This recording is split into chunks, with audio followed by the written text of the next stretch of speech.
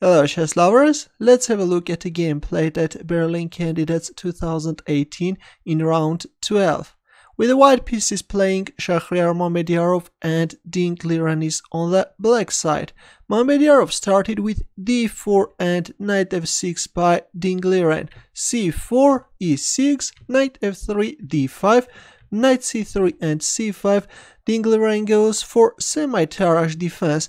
Unlike the regular Tarrasch, black does not accept an isolated pawn on d5 square since he intends to recapture on d5 with a knight. After c takes d5 we see knight takes d5, e4, knight takes c3, b takes c3, c takes d4, c takes d4, bishop b4 check, bishop d2, we see the exchange of dark square bishops, black castles kingside, bishop c4, knight d7, white castles kingside, b6, black is preparing to fianchetto his bishop, bishop b7, rook e1. These are variations seen many times, rook c8, bishop b3, rook e8, h3, knight f6, queen f4, knight h5, and an interesting decision by white, queen h2. Actually the queen on h2 square looks a bit strange, but okay, no problem for white.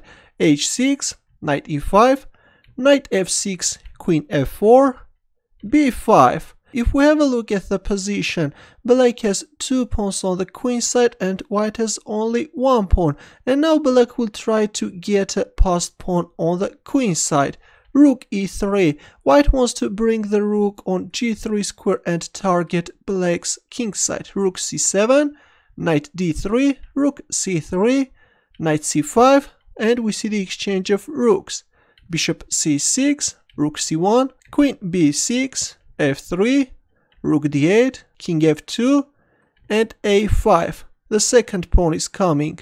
g4, a very ambitious move by white. In return, black is playing a4, bishop c2, knight d7, and bishop d3. An inaccuracy after which white is facing a lot of problems.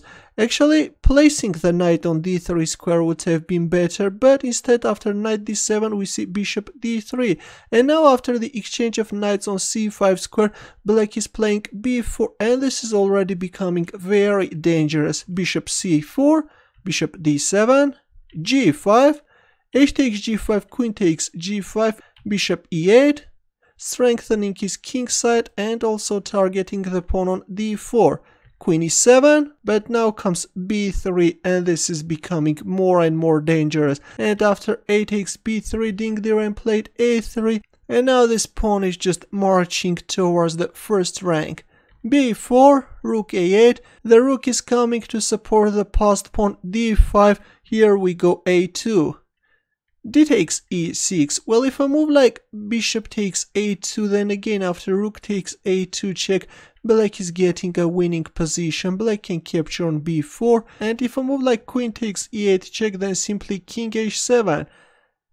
And looks like that white is losing his rook. Otherwise, if I move like rook c8, then white king can even get checkmated. If queen h8 check, then king g6, black king is in safety. Meanwhile, black is threatening queen g5 checkmate. And if I move like h4, just a random move, then queen h2 check, and then white king is getting checkmated.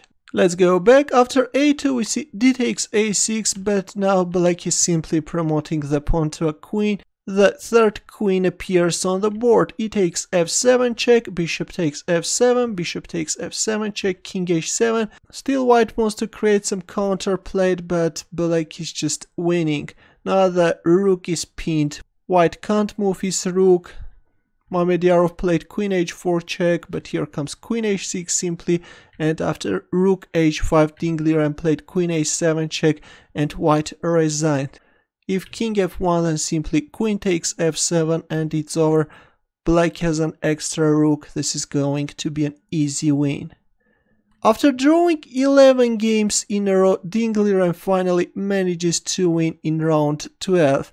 Things are really getting very heated in the last 2 rounds. This is going to be more interesting. Thanks for watching, and for more games just hit the subscribe button. Good luck.